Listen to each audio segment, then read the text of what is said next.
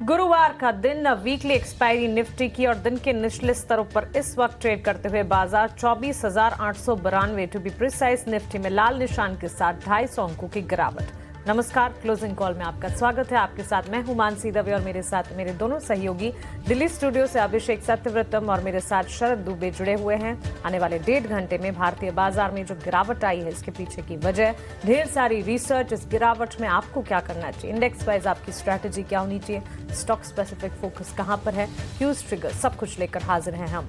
सबसे पहले आपको बता देते हैं कि 1.5 घंटे में क्या कुछ हम आपके लिए लेकर आए हैं। उसके बाद बाजार की बड़ी बातों पर भी विस्तार से बातचीत होगी।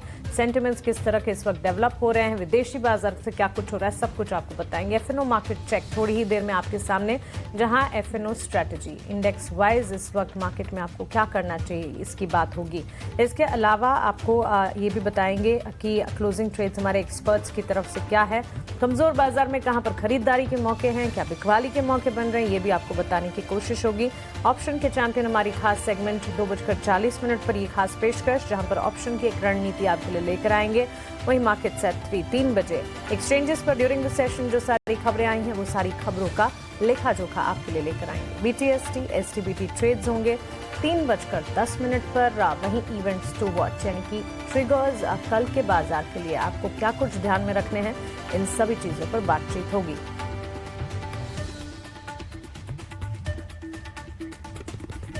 तो बिल्कुल बाजार की बड़ी बातें पे भी फोकस कर लेते हैं। एंड ऑफ कोर्स पिछले 20 मिनट में जो है भारी गिरावट जो है हमें देखने मिला निफ्टी बैंक में। बाजार में जो गिरावट गहराई आई है, निफ्टी 24,900 लेवल्स के नीचे आ गया है। निफ्टी बैंक में भी जो है सेलिंग प्रेशर देखने मिली है, खासकर कि 400 अंक की जो है गिरावट डेज हाई लेवल से देखने मिली है। ऑफ कोर्स अगर बात करें तो निफ्टी बैंक 56,000 लेवल्स पे जो है अभी करंटली ट्रेड कर रहा है, बट वो लेवल्स जो है और जो है गिरावट देखने मिल सकती है। ऑफ कोर्स निफ्टी की बात करें तो रिलायंस के जो है प्रेशर ज़्यादा आया था, जहाँ पे सेलिंग हेवी देखने मिली थी, हेवी वॉल्यूम से देखने मिले थे पिछले 20 मिनट में। अगर सेक्टर की बात करें तो रियल्टी में ज़्यादा दबाव देखने मिल रहा है ना। ऑफ कोर्स प्रॉफिट बुकिंग जो है बहुत सारे रियल्टी स्टॉक्स में पोजिशनली देखने मिल रही है, टेक्निकल एनालिस्ट कह रहे हैं। और फिनिक्स मिल्स यहाँ पे देखें तो सबसे ज़्यादा गिरावट इस स्टॉक में आया है, लगभग 3% नीचे है। ऑटो एफएमसीजी में कमजोरी है, टाटा मोटर्स जो है 2% नीचे हैं।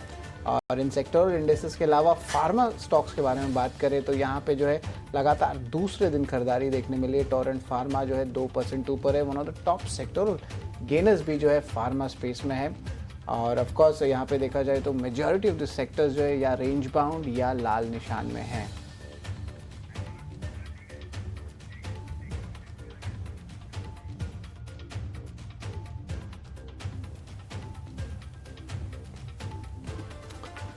तो बाजार की गिरावट बढ़ रही है और निफ्टी में अगर आप देखेंगे तो बहुत मुश्किल 40-42 शेयर हैं जो तेजी के साथ कारोबार करते हुए आपको दिखेंगे और दिन के निचले स्तर पर है।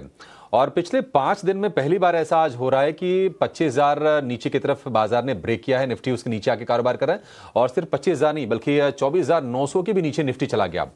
निफ्टी बैंक की बात करें, रिकॉर्ड हाई से अब करीब 1,000 अंक नीचे हैं। 56,000 के सपोर्ट की बातचीत कर रहे थे, 56,000 के आसपास निफ्टी बैंक है और ये पूरा का पूरा माहौल खराब हुआ है। क्रूड में जिस तरह से स्पाइक आया है उसके चलते कच्चे तेल में एक झटके में 4 से 5% का उछाल आया। $70 प्रति बैरल के भाव हैं और ये जो जियोपॉलिटिकल रिस्क इमर्ज हो रही है फिर से, इसके चलते इन्वेस्टर का सेंटिमेंट थोड़ा सा डिगा है। दूसरी चीज़ ये है कि अमेरिका ने तो कह दिया कि हाँ ट्रेड डील हमने कर ली है, लेकिन चीन की तरफ से अभी कोई स्टेटमेंट आया नहीं। तीसरी चीज़ ये है कि अगर आप देखेंगे कि यूके के जीडीपी के नंबर आए और कॉन्ट्रैक्शन वहाँ पर आया है। ओहो, इस बीच एक बहुत बड़ी खबर आ रही है कि अहमदाबाद में एयरपोर्ट के बाहर एयर इंडिया का विमान एक क्रैश हुआ है। प्लेन क्रैश है, आसमान में काले धुएं का गुबार है। अब ये कमर्शियल प्लेन है या फिर सैन्य विमान है? एयर इंडिया का विमान है ये। तो एक निश्चित तौर पर काफ़ी दुखद खबर, बड़ी खबर ये आ रही है। इस पर और अपडेट्स का हम इंतज़ार करेंगे। अहमदाबाद एयरपोर्ट के पास ही ये प्लेन क्रैश हुआ है। तो क्या पैसेंजर प्लेन है, कार्गो प्लेन है, इसको लेकर थोड़ा सफाई और आने देंगे, लेकिन निश्चित तौर पर बहुत ही दुखद खबर। इस तरह की घटना काफ़ी टाइम के बाद होने की खबर आ रही है और ये अहमदाबाद के एयरपोर्ट के नज़दीक ये घटना हुई है। तो इस पर भी आगे हम नज़र डालेंगे, लेकिन निश्चित तौर पर काफ़ी एक दुखद खबर फिलहाल ये अहमदाबाद से निकल के आ रही है कि एयर इंडिया का प्लेन जो है वो क्रैश हुआ है। अभी बिल्कुल शुरुआती जानकारी है, इसके बारे में ज़्यादा डिटेल्स नहीं है कि किस तरह का प्लेन था, क्या इसमें यात्री थे या नहीं थे, क्या ये कार्गो प्लेन था, यात्री सुरक्षित हैं नहीं हैं, इसको लेकर थोड़ी और क्लैरिटी आएगी, उसके बाद इस खबर पर हम फिर से लौटेंगे। लेकिन बाजार की जो गिरावट है वो बढ़ती जा रही है और आप देखिए निफ्टी की जो गिरावट है वो हो गई है 270 अंकों की, और इस खबर के आने के बाद अचानक से बिकवाली फिर से और बढ़ गई है। अब 24,800 की तरफ निफ्टी बढ़ चला है, जो कि एक क्रूशियल सपोर्ट लेवल था। 25,000 पर एक छोटा सपोर्ट था, उसको तो बाजार ने ब्रेक कर दिया है। 25,200 को पार नहीं कर पाया, ये भी बाजार की कहानी रही है पिछले 4 सत्र में, और ये एक नई चिंता है देश के लिए, आप कह सकते हैं।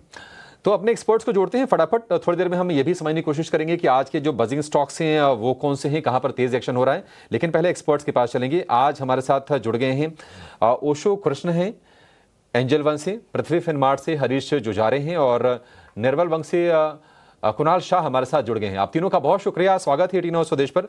ओशो जी, पहला व्यू आपसे लेना चाहेंगे। आप इस क्रैक के पीछे की वजह क्या देख रहे हैं, क्या आपकी स्टडी कहती है? क्योंकि ऐसा लग रहा था कि नहीं 25,000 प्रोटेक्टेड है, हालांकि 25,200 भी ऊपर की साइड में हम निकल नहीं पा रहे थे।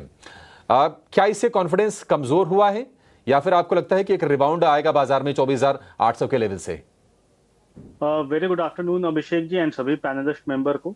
सी ओवरऑल इतना fall expected to be honest बिल्कुल नहीं था। ऑल्दो हायर लेवल्स पे अगर हम देखें पिछले 3 दिन से मार्केट हायर लेवल्स पे सेल ऑफ ही देखने को मिल रहा था। दैट मींस एक ट्रिगर पॉइंट था कि मार्केट में बहुत स्ट्रांग मोमेंटम नहीं है, बट 25,000 एक क्रूशियल जोन था जिसके नीचे ब्रेकडाउन होते ही अप्रोक्सीमेटली 150 से 200 पॉइंट का करेक्शन हमें देखने को मिल रहा है।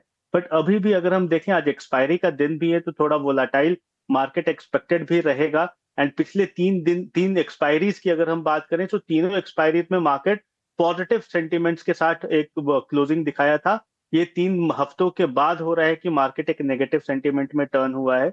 बट अभी भी ओवरऑल अगर टेक्निकल स्ट्रक्चर की बात करें तो अभी भी पॉजिटिव ही है, बहुत ज्यादा नेगेटिव टर्न अराउंड नहीं हुआ है। जैसा आपने बताया कि 24,800 के पास जो क्रूशियल सपोर्ट है and even 20 day exponential moving average का भी सपोर्ट है, तो मुझे लगता है वहां से एक अच्छा सपोर्ट मिलना चाहिए। एंड इंट्रा डे के पर्सपेक्टिव से भी अभी जो मैक्सिमम पेन है वो नियर अबाउट 24,900 के आसपास का है। तो मुझे लगता है कि थोड़ा रिबाउंड हमें इंट्रा डे पे या डे क्लोजिंग पे देखने को मिल सकता है। तो बहुत अग्रेसिव अप्रोच अभी निफ्टी में नहीं रखना चाहिए, बट थोड़ा बाउंस हायर लेवल्स पे 24,900 940 तक के जोन के लिए निफ्टी में आज के लिए देखने को मिल सकते हैं। ठीक है, इतनी गिरावट एक्सपेक्टेड नहीं थी, लेकिन फिलहाल ये गिरावट का रुख नजर जरूर आ रहा है। और इस बीच विदेशी बाजार और डाउ फ्यूचर्स और नैस्डैक फ्यूचर्स में भी बिकवाली का दबाव ही देखने को मिला है। डाउ फ्यूचर्स में करीब 250 अंकों की बिकवाली है, नैस्डैक फ्यूचर्स में भी करीब 300 अंकों की बिकवाली है। यूरोपियन मार्केट्स की शुरुआत भी कमजोरी के साथ होती हुई, और भारतीय बाजार इस वक्त दिन के निचले स्तरों पर 1000 अंकों की गिरावट। सेंसेक्स है 81,563 के लेवल्स, 56,000 के बिल्कुल नजदीक, करीब 500 अंकों की बिकवाली बैंक निफ्टी में, और 24,887 यानी कि 24,900 के नीचे फिसलता हुआ बैंक निफ्टी इन पर्टिकुलर 254 अंकों की बिकवाली यहाँ पर देखने को मिली है। लेकिन चलिए आगे बढ़ेंगे, और थोड़ी देर पहले जो प्लेन क्रैश की खबर आपके सामने हमने रखी थी उसके विजुअल्स यहाँ पर आपकी स्क्रीन पर आप देख रहे हैं। अहमदाबाद में एयरपोर्ट के करीब एयर इंडिया के प्लेन क्रैश की खबर आती हुई, अहमदाबाद एयरपोर्ट के पास विमान का हादसा होता हुआ, एयर इंडिया का यात्री विमान जो है ये क्रैश होता हुआ देखने को मिला है। और इस वक्त आप देखिए किस तरह से आसमान में धुआं है, और क्रैश जो है एक बड़ा एक्सीडेंट इनफैक्ट यहाँ पर एयर इंडिया का विमान पूरी तरह से क्रैश हुआ है और यात्री विमान है। जायज़ा लेंगे इसका, इस खबर से जुड़े और डिटेल्स भी आपके सामने लेकर आएंगे, कितने यात्री हैं और कितनी क्या कोई जान हानि हुई है, इस पर भी बातचीत करेंगे। लेकिन इस वक्त ये एक बड़ा एक्सीडेंट और दुखद हादसा क्लियर मानसी, हाँ जी, काफ़ी दुखद हादसा मानसी। जानकारी ये आ रही है कि टेक ऑफ से पहले ही ये क्रैश हुआ है ये विमान। ये अब ये धुएं का गुबार वहाँ पर हम देख रहे हैं, तस्वीरें काफ़ी आई हैं, और ऐसा बताया जा रहा है कि 133 पैसेंजर इस विमान में सवार थे। अब जो उसके बाद जो अब ताज़ा जो जानकारी होगी उसका इंतज़ार हम कर रहे हैं कि यात्री सुरक्षित हैं या नहीं हैं। भगवान से प्रार्थना करते हैं, उम्मीद करते हैं कि सभी के सभी सुरक्षित हों। लेकिन ये तस्वीरें काफ़ी भयावह दिख रही हैं जो कि अहमदाबाद एयरपोर्ट से आई हैं। टेक ऑफ के समय ही ये हादसा हुआ है एयरपोर्ट अहमदाबाद एयरपोर्ट पर, और ये एयर इंडिया का यात्री विमान था, ये भी कंफर्म हो गया है। और उसमें 133 यात्री उसमें सवार थे। तो निश्चित तौर पर काफ़ी दुखद घटना, और काफ़ी लंबे समय के बाद भारत में इस तरह का कोई विमान दुर्घटना हुआ है, किसी हादसे का शिकार हुआ है। हालांकि ये टेक ऑफ के वक्त हुआ है, तो अब देखते हैं कि क्या एलिवेशन पे था या रनवे पर ही था, किस तरह की दुर्घटना हुई है, इसके बारे में जानकारी का हम इंतजार कर रहे हैं। लेकिन 100 से ज़्यादा लोग, 133 टू बी प्रिसाइज, ये जानकारी हमारे पास है और ये दर्शकों को हम बता रहे हैं कि 133 लोग इसमें सवार थे, और अहमदाबाद एयरपोर्ट पर ही ये हादसा होने की खबर आ रही है। रनवे के पास ही ओवरशॉट होता हुआ और उसके बाद क्रैश की खबर यहाँ पर और ज़्यादा जानकारी यहाँ पर मिल रही है, और रनवे के करीब ही ओवरशॉट होकर क्रैश हुआ है ये विमान, यात्री विमान अहमदाबाद एयरपोर्ट के करीब। चलिए, इससे जुड़ी जो जानकारी हमारे पास आएगी हम आप तक पहुंचाएंगे। लेकिन इस वक्त की बड़ी खबर, अहमदाबाद में एयर इंडिया का विमान दुर्घटनाग्रस्त हुआ है। 133 यात्री विमान था। मेघानी नगर के पास ये विमान जो है, अहमदाबाद के मेघानी नगर इलाके के पास ये क्रैश होता हुआ दिखा है। विजुअल्स इस वक्त काफ़ी दुखद ये हादसा इस वक्त। लेकिन चलिए आगे बढ़ेंगे और एक बार फिर से बाजार का रुख कर लेते हैं, और करीब 300 अंकों की गिरावट और ज़्यादा गहराती हुई निफ्टी में इस वक्त नज़र आ रही है। ग्लोबल सेटअप खराब है, काफ़ी अनसर्टेनिटीज़ है, अनिश्चितताएं हैं, और भारतीय बाजार वीकली एक्सपायरी की वॉलेटिलिटी बिल्कुल प्ले आउट हो रही है। आइए क्लोजिंग ट्रेड्स हमारे एक्सपर्ट से समझते हैं।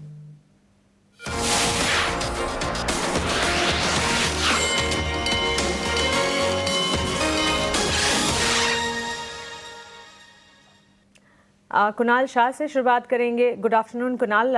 24,887 के लेवल्स पर निफ्टी किस तरह से देख रहे हैं मार्केट्स में? स्टॉक स्पेसिफिक रिएक्शंस को आप, और स्टॉक स्पेसिफिक रिकमेंडेशन क्या होंगे? गुड आफ्टरनून मानसी, और गुड आफ्टरनून सभी दर्शकों को। मानसी, बिफोर मैं स्टार्ट करूं, जस्ट एक करेक्शन करना चाहता हूं कि मेरी कंपनी का नाम निर्मल बंग नहीं है, मेरा एसेट शेर खान है। सो प्लीज अपने एंड से रेक्टिफाई कर दीजिए। बिल्कुल। जहां तक फर्स्ट निफ्टी की बात है, यस, आज हमने एक्सपायरी डे की वोलेटिलिटी देखी है।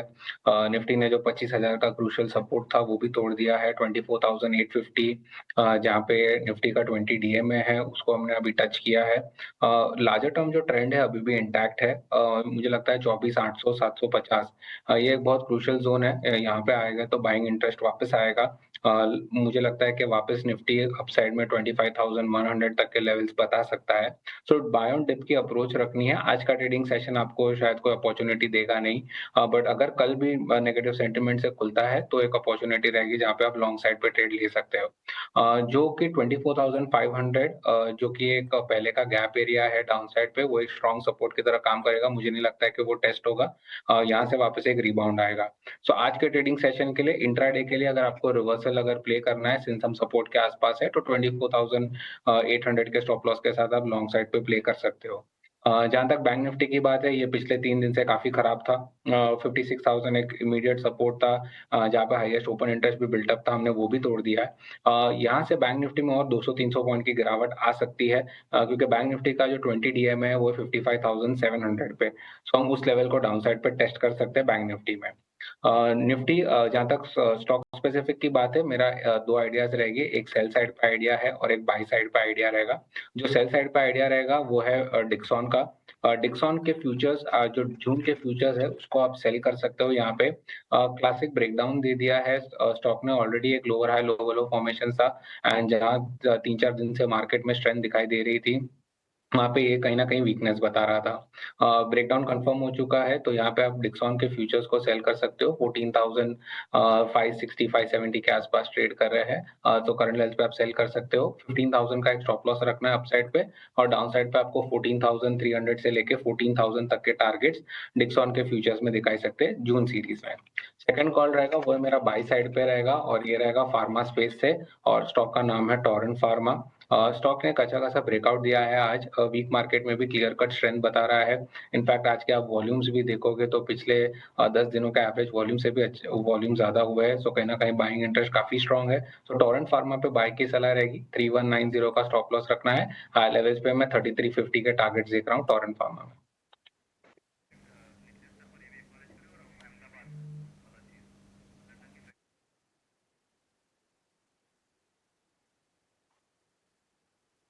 ठीक है, ये कुणाल की रिकमेंडेशंस होंगी, लेकिन बढ़ते हैं उस खबर की तरफ जिस पर अभी जो विमान हादसे की खबर आई थी अहमदाबाद में। एयर इंडिया का एक पैसेंजर विमान क्रैश हुआ है और उसमें 133 लोग सवार थे।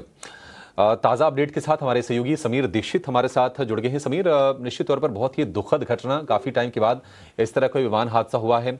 ज़रा ये बताइए कि आपके पास लेटेस्ट अपडेट्स क्या हैं? उम्मीद करके चलेंगे कि यात्री सुरक्षित हों, प्रार्थना भी हम यही कर रहे हैं। आप बताइए जानकारी क्या आपके पास? जी बिल्कुल, ये दुखद घटना आज हुई है, जहां सूत्र ये बता रहे हैं कि एयर इंडिया की फ्लाइट जो कि अहमदाबाद से गैटविक या लंदन के लिए जिसको उड़ान भरना था, लेकिन फ्लाइट के टेक ऑफ के थोड़ी ही देर बाद अहमदाबाद के नजदीक में मेहानी नगर एक जगह पड़ती है, वहां पर फ्लाइट क्रैश हो गई है और उसके बाद में जबरदस्त वहां धुआं उठने लगा। और जिस तरीके की स्थिति और विजुअल्स अगर सामने आ रहे हैं, उसको देखते हुए स्थिति की गंभीरता का अंदाजा लगाया जा सकता है। फौरी तौर पे 12 फायर टेंडर्स को मौके पर रवाना कर दिया गया है। सबसे पहली प्राथमिक कोशिश यही है प्रशासन की कि जो आग है या जो स्थिति है उसको काबू में लाया जा सके। सूत्र ये बता रहे हैं कि इस इंटरनेशनल फ्लाइट में 150 से ज्यादा पैसेंजर्स मौजूद थे, जिसमें केबिन क्रू वगैरह भी शामिल थे। तो 150 प्लस पैसेंजर्स इसमें शामिल थे, जो जिनकी सलामती के लिए इस वक्त सभी लोग कोशिशें कर रहे हैं। हालांकि एक बड़ी घटना है, दुर्घटना, जिसमें एयर इंडिया की फ्लाइट जो कि अहमदाबाद से गैटविक के लिए जिसने उड़ान भरी थी और उड़ान भरने के थोड़ी ही देर बाद ये दुखद ये घटना अहमदाबाद के नजदीक मेहानी नगर है, वहां पे प्लेन क्रैश हुआ है।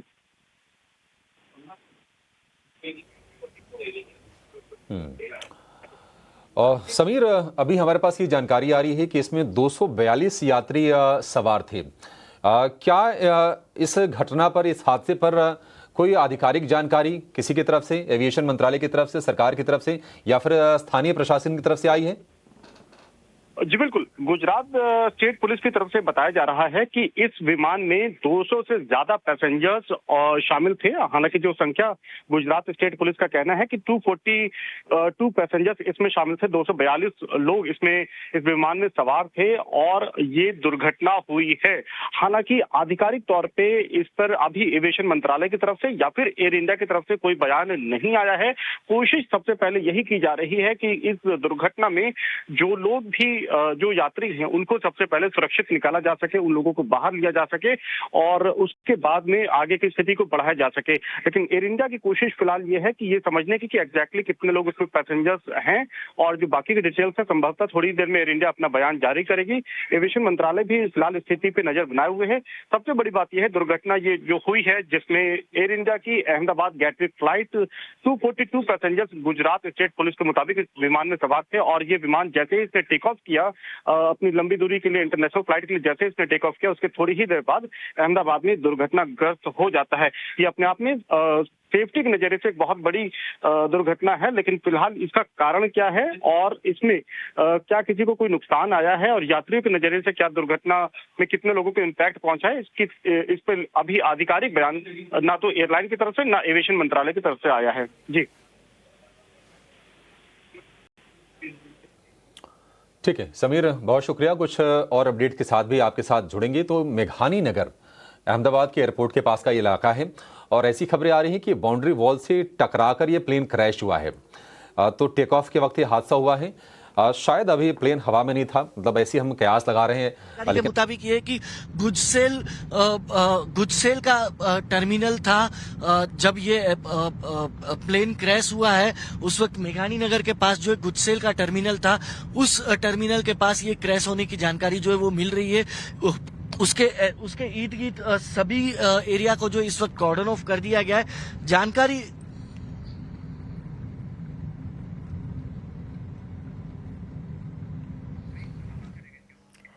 अहमदाबाद से हमारे रिपोर्टर, हमारे संवाददाता हितेन लाइव हमारे साथ जुड़े और सारी की सारी जानकारी इस वक्त हमें बता रहे हैं। और प्लेन क्रैश से आसमान में काले धुएं का गुबार तो नजर आ ही रहा है और पैसेंजर प्लेन मेघानी नगर जो कि एयरपोर्ट के पास का इलाका है, वहां पर ये प्लेन क्रैश की खबर आती हुई देखने को मिली है। और रेजिडेंशियल एरिया है मेघानी नगर, तो यहाँ से भी हितेन से फिर से जुड़ेंगे और जानेंगे कि वहाँ पर कितना डिस्ट्रक्शन होता हुआ दिखा है।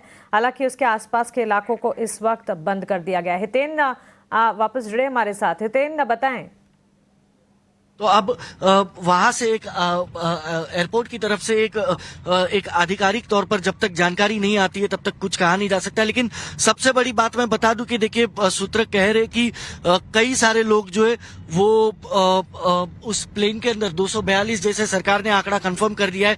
मुख्यमंत्री खुद इस वक्त सूरत से जो है अहमदाबाद के लिए रवाना हो चुके, वो खुद इस वक्त घटनास्थल पर पहुंचने के लिए रवाना हो चुके। कुछ ही करीब 1.5 से 2 घंटे के भीतर घटनास्थल पर पहुंच जाएंगे।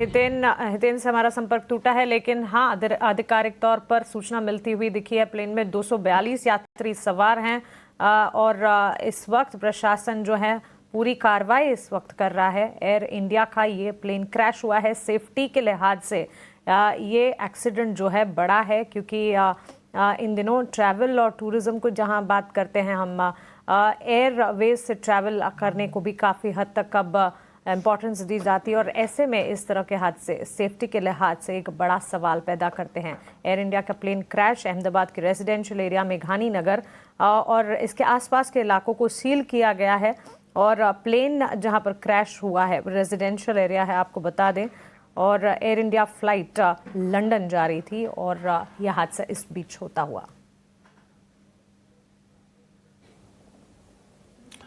मानसी, कुछ मीडिया सोर्सेज के जरिए जानकारी आ रही है कि मेघानी नगर बिल्कुल एयरपोर्ट के पास का इलाका है, और जब प्लेन ने टेक ऑफ के लिए रनवे पर जब चलना शुरू हुआ तो उसके बाद बाउंड्री वॉल से टकराया है। इसका मतलब ये है कि शायद या तो कोई तकनीकी गड़बड़ी रही हो प्लेन में कि टेक ऑफ नहीं कर पाया, या फिर पायलट से कोई चूक हुई है। हालांकि इसके बारे में अभी तक कोई ऑफिशियल जानकारी आई नहीं है, लेकिन ये बिल्कुल एयरपोर्ट के नज़दीक का इलाका है और 242 यात्री सवार थे, ये जानकारी आ रही है। तो पहले शुरुआती जानकारी है कि 133 यात्री सवार थे, अब ये आ रहा है कि नहीं, इस पर 242 लोग सवार थे, जिसमें कि क्रू के मेंबर भी थे।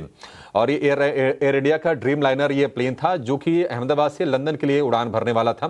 तो निश्चित तौर पर ये दुखद खबर, और ये तस्वीरें काफ़ी खौफनाक लग रही हैं। जिस तरह से धुएं का गुबार उठ रहा है, सोशल मीडिया पर तमाम ऐसे वीडियोज़ आ रहे हैं जो इन तस्वीरों को दिखा रहे हैं।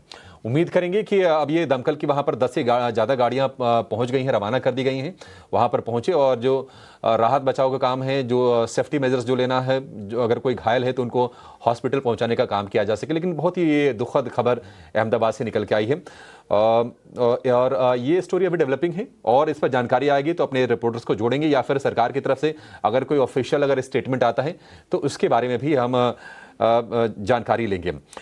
लेकिन मार्केट की भी देखने की स्थिति खराब है। 250 अंक नीचे निफ्टी है, और निफ्टी बैंक की बात करें तो 350 अंकों के आसपास की गिरावट है, और इस वक्त 43 शेयर कमजोर हैं। सिर्फ 7 शेयरों में आज तेजी पर कारोबार हो रहा है, और उन 7 शेयरों में आप देखेंगे कि health care, pharma, diagnostic space ये थोड़ा सा गर्म है, और चुनिंदा आईटी शेयरों में आज के सत्र में बाइंग हो रही है। लेकिन अगर आप देखेंगे कुछ बड़े शेयर कंजम्पशन में आज पूरी तरह से माहौल खराब हो रहा है। ऑयल एंड गैस में देख रहे हैं कि ओएमसी वाला खेमा काफ़ी ज़्यादा नरम है, और पावर शेयरों की जो चमक जो आ रही थी वो भी थोड़ी सी फीकी पड़ती हुई दिख रही है। एक व्यू ज़रा लेंगे एलएनटी के शेयर पर 2.5% के आसपास की तेज़ गिरावट। ये गिरावट आप इसको कैसे देख रहे हैं ओशो? क्या ये अपॉर्चुनिटी है, या फिर आपको लग रहा है कि एलएनटी का जो स्ट्रक्चर है वो वीक हो रहा है? ओवरऑल आज का जो सेल ऑफ देखने को मिल रहा है, ये अभी भी थोड़ा सा हायर लेवल्स पे ही है। थोड़ा और करेक्टिव फेज आ सकता है काउंटर में। मुझे लगता है कि जब तक ये काउंटर जब तक 35, 40, 35, 50 के जोन पे पहुंचता है, वो एक कंफर्टेबल जोन रहेगा। अभी के लिए थोड़ा सा सेल ऑफ बढ़ा हुआ है, बट अपने 20-डे मूविंग एवरेज के आसपास होवर कर रहा है। थोड़ा और करेक्शन आता है इसमें नियर अबाउट 50-40 ऑड पॉइंट्स, तब वहां पे हमें बाइंग की अपॉर्चुनिटी देखने को मिल सकती है। ओवरऑल ट्रेंड अभी भी पॉजिटिव है, बट इतने दिनों के बाद थोड़ा करेक्टिव फेज में काउंटर एंटर करते हुए दिखाई दे रहा है। लोअर लेवल्स पे बाई करने की ही सलाह बनेगी लेवल्स निफ्टी बैंक के। लेकिन हरीश जी, अपने टेक्निकल कॉल्स बताएं। गुड आफ्टरनून शरद जी। जिस तरीके से मार्केट में सेल ऑफ देखने मिला आज एक्सपायरी के टाइम में, ऑलमोस्ट लग रहा है कि निफ्टी सपोर्ट्स के आसपास है, जो 20-डे मूविंग एवरेज के आसपास है। तो मुझे लग रहा है कि अभी ओवरऑल अभी सेटअप देखा जाए तो ओवरऑल ट्रेंड तो अभी भी प्राइमरी ट्रेंड पॉजिटिव है, जो भी है मुझे लग रहा है कि एक माइनर करेक्शन ही है तो फिलहाल के लिए। तो सपोर्ट जोन्स की बात करते हैं तो 24,800 से लेकर 750 के अराउंड है। जब तक इसके रेंज के ऊपर है स्टॉक निफ्टी, मुझे लग रहा है कि फिर से एक बार रिबाउंस देखने मिल सकता है आज कल और परसों के दिन। तो मुझे लग रहा है कि ओवरऑल ट्रेंड अभी भी पॉजिटिव की है। तो मेरा दोनों स्टॉक्स जो है बाय के रडार पे है। जिस तरीके से देखने मिला है, पहला स्टॉक रहेगा टेक महिंद्रा का। तो टेक महिंद्रा का चार्ट स्ट्रक्चर देखते हैं, देखिए आईटीआई में बहुत दिनों से कंसोलिडेशन था, बाद में कंटिन्यूस 2 दिन से बाइंग हो रहा है। तो मुझे लग रहा है कि ये ट्रेंड अभी भी कंटिन्यू हो सकता है आईटी में। तो आईटी में मेरा पहला स्टॉक रहेगा टेक महिंद्रा। टेक महिंद्रा मुझे लग रहा है कि ऊपर के और 1720 के लेवल्स देखने मिल सकते हैं तो, कुछ शॉर्ट टर्म में, और स्टॉप लॉस मेंटेन करना चाहिए 1600, और करंट लेवल्स पे भी बाइंग की राय है टेक महिंद्रा। और दूसरा स्टॉक है नैटको फार्मा। देखिए नैटको फार्मा में कल के सत्र में एक ब्रेकआउट देखने मिला था और फिर से आज सपोर्ट जोन्स जो है रीटेस्ट कर रहा है। तो मुझे लग रहा है कि डिप्स में बाय करने की राह है नैटको फार्मा। और ऊपर लग रहा है कि 1020 का लेवल्स हम लोग देखने मिल सकते हैं नैटको फार्मा में। एक ट्रायंगल ब्रेकआउट फॉर्मेशन है क्लियरली, और इसका सपोर्ट जोन है 860 का। तो 860 का स्टॉप लॉस मेंटेन करके नैटको फार्मा बाय करने की राय है मेरा। जी बिल्कुल, नैटको फार्मा पे जो है ध्यान रहेगा और टेक महिंद्रा पे रहेगा। ऑफ कोर्स फार्मा स्पेस पे जो है एटलीस्ट आज अच्छी रेजिस्टेंस भी दिखा रहे हैं और कुछ बाइंग जो है वॉल्यूम्स उसको सस्टेन भी कर रहे हैं। लेकिन चलिए हरीश, माफ़ करिएगा, ओशो ज़रा अपने कॉल्स बता दें। गुड आफ्टरनून शरद जी। दो लॉन्ग के ही कॉल थे मेरे। सबसे पहला मैक्स हेल्थ में, हेल्थ केयर सेक्टर जैसा कि अभी पॉजिटिव रडार पे है, तो उसमें से मैक्स हेल्थ में एक अच्छा टेक्निकल सेटअप बन रहा है। ये काउंटर में अपने ब्रेकआउट जोन पे खड़ा है। हायर लेवल से मार्केट के साथ थोड़ा कूल ऑफ हुआ है, बट अभी भी टेक्निकल स्ट्रक्चर काफी पॉजिटिव है। तो करंट लेवल्स पे बाई करने की सलाह है। 1175 का स्टॉप लॉस मेंटेन करें एंड नियर अबाउट 1260 तक के टारगेट्स हमें देखने को मिल सकते हैं। सेकेंड काउंटर है AU small finance bank. AU small finance bank का भी टेक्निकल स्ट्रक्चर काफी अग्रेसिव है। हायर लेवल्स पे काफी स्ट्रॉन्ग सस्टेनेंस दिखा रहा है। 780-82 के आसपास होवर कर रहा है। तो करंट लेवल्स पे बाई करें। 760 का स्ट्रिक्ट स्टॉप लॉस मेंटेन करना है काउंटर में एंड अप्रोक्सीमेटली 810 तक के टारगेट्स देखने को मिल सकते हैं। जी बिल्कुल, एयू स्मॉल फाइनेंस बैंक पे जो है ऑफ कोर्स हमने जो थोड़ी सी ब्लॉक डील्स भी देखी डेटा, तो यहाँ पे 2 ब्लॉक डील्स भी आए हैं, छोटे छोटे आए हैं। और ऑफ कोर्स सोर्सेज बता रहे हैं कि एक पीएमएस ने जो है अब्जॉर्ब की है। तो एयू स्मॉल फाइनेंस बैंक में थोड़ी सी इंस्टीट्यूशनल बाइंग भी आज देखने मिली है छोटे लेवल पे। तो ये मैं आपको बता रहा हूँ। टारगेट प्राइस 810 का है, बाई रेटिंग के स्टॉप लॉस 760 का है। और दूसरा स्टॉक ओशो का जो है मैक्स हेल्थ केयर। लेकिन विवेक जी, गुड आफ्टरनून। ऑफ कोर्स आज तो सेलिंग का दिन लग रहा है, लेकिन ऑफ कोर्स फार्मा स्पेस पे जो है अभी भी जो आप कह सकते हैं कि बिलीफ है बाज़ार में। टेक्निकल कॉल्स आ रहे हैं गेस्ट के, और सीडीएमओ कंपनीज खास कर की वो इस मार्केट में भी, सेलिंग मार्केट में भी स्ट्रेंथ दिखा रहे हैं। और कुछ कंपनीज हैं वो तो अपने लाइफ टाइम हाई लेवल्स या 52 वीक हाई लेवल्स पे है। तो विवेक जी, सीडीएमओ स्पेस पे जो है पोजिशनली लंबे समय के लिए अगर बात करें तो यहाँ पे क्या इंपॉर्टेंट ट्रिगर्स आ रहे हैं और कौन से कंपनीज आपको अच्छे लग रहे हैं? Good afternoon. देखिए, फार्मा एक्चुअली मेरा नजरिया ओवरऑल पॉजिटिव है और कई बार इसके बारे में बात हुई है। और पिछले कुछ दिनों से ठीक ठाक नहीं कर रहा था, लेकिन ओवरऑल बाजार अच्छा कर रहा था। तो इस बार जो सिक्लिकल फैक्टर है वो फार्मा के फेवर में जा रहा है। मुझे लगता है कि सीडीएमओ बेस्ट प्ले रहेगा यहाँ पे, क्योंकि 2-3 चीजें हैं। एक तो जो यूएस का जो टैरिफ इश्यूज वगैरह ये है, ये सीडीएमओ पे लीस्ट इफेक्टिव रहने वाला है, पहली चीज। दूसरी चीज, जो कंपनीज के प्लांट्स और ज्यादातर एक्सपोर्ट्स यूएस में होते हैं और जो प्लांट्स भी यूएस में है, वैसी कंपनीज आपको आगे चल के और भी बेनिफिट दिखाती हुई मिलेगी। इसमें मेरा अगर फेवरेट पिक लो तो ऐसे डिस्क्लोजर ये मेरे पोर्टफोलियो में काफी समय से है, तो इसके लिए मैं इसके बारे में बात कर सकता हूँ। ये है पिरामल फार्मा। तो आप अगर देखोगे तो करीबन 70% इसका रेवेन्यू सीडीएमओ से आता है, पहली चीज। और दूसरी बात ये है कि जो ज्यादातर प्लांट्स है इसके, वो काफी यूएस में है और यूएस फोकस्ड है। तो कुछ भी अगर आगे चल के भी कोई भी अगर प्रॉब्लम आती है यूएस की तरफ से, तो मुझे लगता है कि ये स्टॉक कम से कम इफेक्टिव, मतलब इफेक्ट होगा बाजार में। और उसके बाद में आप अगर देखते हो तो काफी अच्छे प्लेयर्स में डिवीज लैब दूसरा पिक रहेगा। तो ओवरऑल फार्मा यस बुलिश नजरिया, जैसे मैंने कहा पिरामल फार्मा, डिवीज लैब, ये दोनों मेरी मतलब मेरे फेवरेट पसंदीदा रहेंगे इस अभी के बाजार। बाजार में ऑफ कोर्स डिविस लैब्स पे भी नज़र रहेगी। ऑफ कोर्स एक छोटा सा ब्रेक लेते हैं, ब्रेक के उस पार इंपॉर्टेंट क्या एफएनओ कॉल्स आ रहे हैं, कहाँ पे जो है स्टॉक्स न्यूज़ इंपॉर्टेंट लग रहा है और फंडामेंटल कॉल्स क्या रहेंगे उस पर हमारी नज़र रहेगी।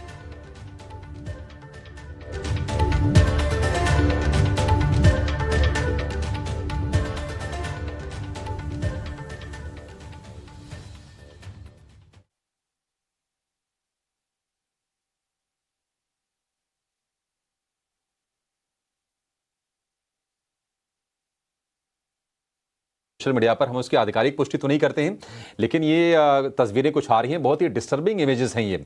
और थोड़ी देर पहले अभी एयर इंडिया ने सोशल मीडिया प्लेटफॉर्म एक्स पर ही जानकारी दी कि फ्लाइट संख्या जो है AI-171 जो कि अहमदाबाद से लंदन गैटविक जा रही थी और हादसे का ये शिकार हुई है और अहमदाबाद के मेघानी नगर इलाके में विमान गिरा है। तो इस पर और जो जानकारी आगे आएगी उसका हम इंतजार कर रहे हैं। बाकी जो सरकारी महकमा है, जो प्रशासन है, वो हरकत में आ गया है और घटनास्थल पर फायर ब्रिगेड की गाड़ियां पहुंचकर आग को बुझाने की कोशिश कर रही हैं और बाकी डिटेल्स का हमें इंतजार फिलहाल है। इस बीच अगर हम बाजार की बात करें तो गिरावट गहराई है, 250 अंकों की नरमी हम देख रहे हैं निफ्टी में है और निफ्टी बैंक की जो गिरावट है करीब 325 अंकों के आसपास की है। सेंटिमेंटल इंपैक्ट हम ये कहेंगे कि जो एविएशन सेक्टर की जो लिस्टेड कंपनीज हैं, इंटरग्लोब एविएशन है या फिर स्पाइस जेट है, थोड़ा सा सेंटिमेंट डामाडोल होता है हवाई यात्रा को लेकर, तो दोनों के दोनों शेयर आप देखेंगे कि गिरावट के शिकार हो रहे हैं। गिरावट के पीछे की वजह यह भी है कि कच्चे तेल के भाव में हमने 4% के आसपास का उछाल देखा, $70 प्रति बैरल का ब्रेंट क्रूड का भाव है और ये दोनों शेयर अपने दिन के निचले स्तरों के आसपास ही कारोबार करते हुए आपको दिखाई देंगे। आज दिन के सत्र में स्पाइस जेट ऊपर था, लेकिन इस खबर के आने के बाद हम देख रहे हैं कि गिरावट वहां पर बढ़ी है। अब ये 1.25% नीचे आपको शेयर कारोबार करता हुआ दिखेगा। लेकिन बाजार 24,870 के आसपास निफ्टी है और एकमात्र शेयर है बजाज फिनसर्व जहां पर हम देख रहे हैं कि 1% के आसपास की तेजी है। अदरवाइज कोई भी ऐसा शेयर नहीं है जहां पर 1% की मजबूती हो। लेकिन दूसरी तरफ हम देख रहे हैं कि अच्छा एक और ट्रेंड है, टाटा ग्रुप के करीब 20 से ज्यादा लिस्टेड शेयर हैं और आज सिर्फ 4 या 5 शेयर हैं जहां पर आपको तेजी दिखेगी। अदरवाइज जो भी बड़ी कंपनीज हैं, चाहे TCS हो, टाटा मोटर हो, टाटा स्टील हो, ट्रेंट है, टाटा केमिकल हो, सारे के सारे शेयर आज गिरावट के शिकार हो रहे हैं और टाटा मोटर्स करीब 3% टूट गया है शेयर ये और निफ्टी का टॉप लूजर फिलहाल आपको ये दिखेगा। कुणाल, एक व्यू आपसे चाहेंगे टाटा मोटर्स के शेयर पर, 720 के आसपास लगा कि टिकेगा, आज गिरावट 3% की है, 713 रुपए का भाव फिलहाल है। क्या इसमें गिरावट आप और गहराते हुए देख रहे हैं टाटा मोटर्स में? स्टॉप लॉस क्या लगा कर रखें इसमें? आई थिंक डेफिनेटली अगर आप टाटा मोटर्स का चार्ट भी देखोगे तो जब भी स्टॉक हाई लेवल्स पे 730 735 के जोन पे आता है, वहीं से हम ये करेक्शन आना स्टार्ट देखते हैं। ये पिछले भी 3 बार हुआ है, ये चौथी बार हम आ रहे हैं वही लेवल्स पर, वहां से हम एक रिजेक्शन जोन देख रहे हैं। तो कहीं ना कहीं रेजिस्टेंस स्ट्रांग है। टेक्निकल पैटर्न्स पे भी आप देखोगे तो एक इवनिंग स्टार का पैटर्न बन गया है रेजिस्टेंस के ऊपर, जो एक बेरिश पैटर्न है और मुझे लग रहा है यहाँ से गिरावट और भी गहराएगी। सो स्ट्रक्चर वीक है, रिजेक्शन क्लियर कट विजिबल है। जो नियर टर्म सपोर्ट है स्टॉक को वो डाउनसाइड पे है 670 का, 675 670 के जोन तक, तो वहां तक गिरावट लग रही है और अगर उसके नीचे भी सस्टेन करता है तो सीधा नेक्स्ट सपोर्ट 640 का आता है। जो स्टॉप लॉस आपको अपसाइड पे रखने का है वही है 730 735 के जोन का ही स्टॉप लॉस रखिए, क्योंकि वही एक रिजेक्शन जोन है। अगर उसके ऊपर निकलता है तो ही तेजी करनी है, तब तक सेल ऑन राइज का ही व्यू रहेगा।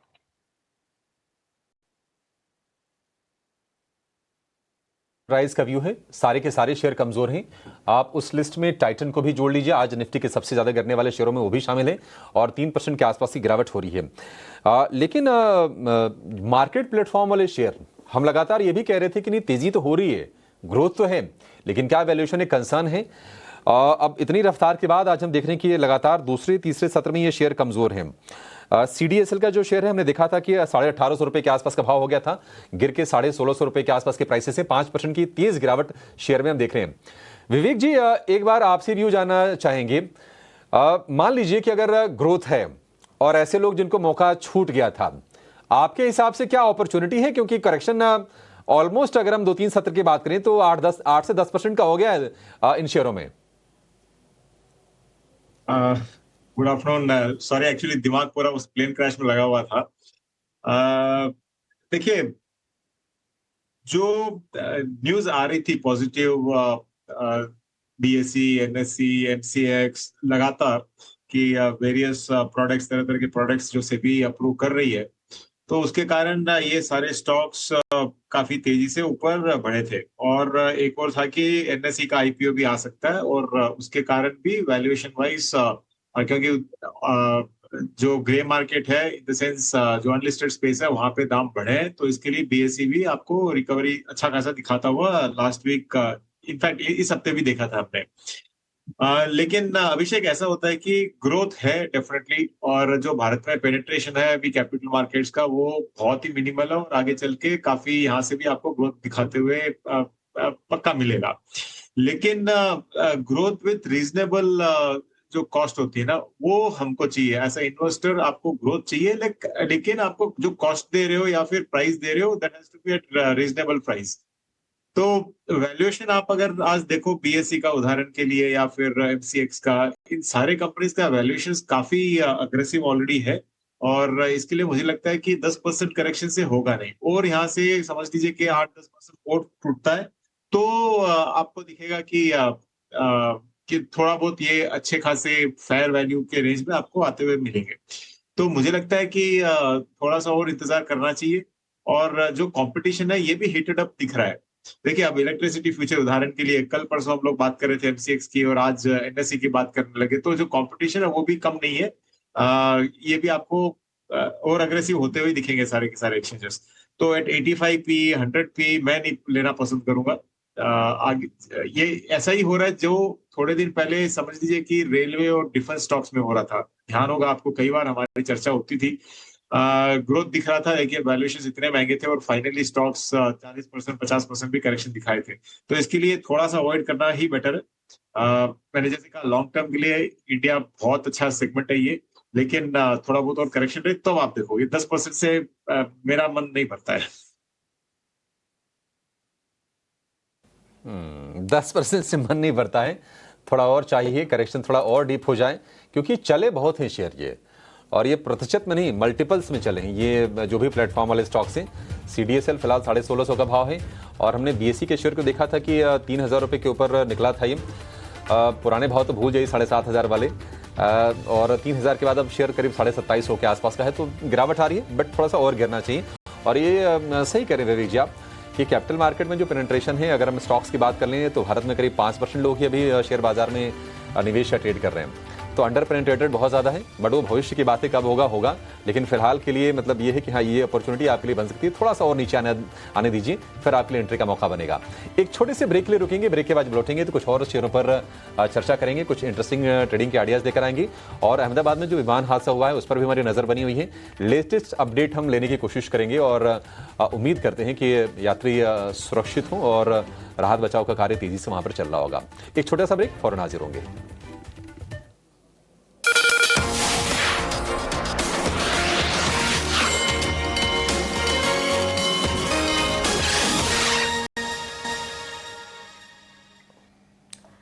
ब्रेक के बाद स्वागत है आपका। भारतीय बाजार में बिकवाली लगातार हावी होती हुई आज सुबह से ही हम देख रहे हैं ट्रेंड जो है टुवर्ड्स डाउन साइड, और 24,890 के इर्द गिर्द इस वक्त कामकाज करता हुआ। सेक्टोरल मार्केट की अगर बात करें, एट दिस प्रेजेंट पॉइंट अब फार्मा सेक्टर की सेहत अभी नहीं सही है। फार्मा सेक्टर में भी हम देख रहे हैं बिकवाली का दबाव। एकमात्र फार्मा स्पेस था जो कि बाजार को संभालने का काम कर रहा था, लेकिन इस वक्त फार्मा भी दिन के निचले स्तरों पर। इसके अलावा हर सेक्टर हर पॉकेट में गिरावट। एडवांस डिक्लाइन रेशियो और फियर इंडिकेटर पर नजर लगातार होनी चाहिए। इंडिया विक्स जो है कंफर्ट लेवल्स के पास पहुंचा है, लेकिन सबसे बड़ा सवाल यह है कि वॉलेटिलिटी इंडिया विक्स कम हुआ है, उसके बाद भी मार्केट का टेक्सचर आज के सत्र में खराब है, और इसका जवाब भी वीकली एक्सपायरी एक volatile move of course anticipated होता है ड्यूरिंग द एक्सपायरी डे, और साथ साथ विदेशी बाजार से भी ढेर सारे डायरेक्शन लेस क्वेश्चंस हैं, कई सारे सवाल टैरिफ के फ्रंट पर, कच्चे तेल का उबाल, और इसी के साथ साथ हम देख रहे हैं इस वक्त भी फ्यूचर्स में बिकवाली। ये सारी की सारी चीजें, और अब इंडिया विक्स में भी करीब 2% का spike, which is another concern. Apollo Hospital, Tech Mahindra, Asian Paints, Divi's Lab और ONGC कुछ तमाम प्लेयर्स जो कि इस वक्त बाजार को संभालने का काम कर रहे हैं। हरीश, एक राय आपसे फार्मा हेल्थ के डायग्नोस्टिक पर जानना चाहेंगे।